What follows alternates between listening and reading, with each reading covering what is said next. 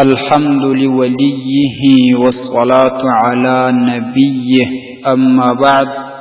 معززو یو ورور پوښتنه کړې ده چې که د یو چا میرمن زنا وکړي او خاوند ورباندې خبر سي، آیا خاوند ته لازمي ده چې طلاق ورکړي که نه؟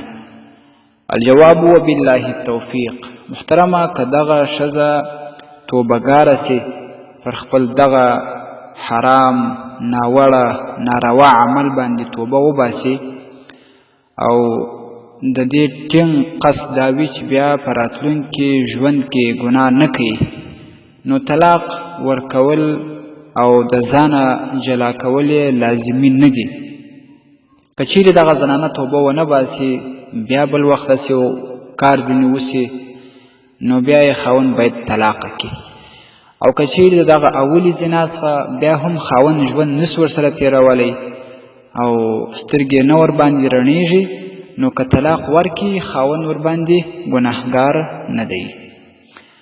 الدر المختار على هامش رد المحتار، دریم جلد 50 صفحه. الفتاوى الهندیه، 5 جلد 322 صفحه. فتاوی محمودیه، 12 جلد 155 صفحه. فتاوی دارالعلوم دیوبند، 10 جلد 104 صفحه. السلام علیکم ورحمت الله وبرکاته. ستاسې د اسلامي پوښتنو جوابونکی مفتی حکیم الله صابر الحنفي صاحب.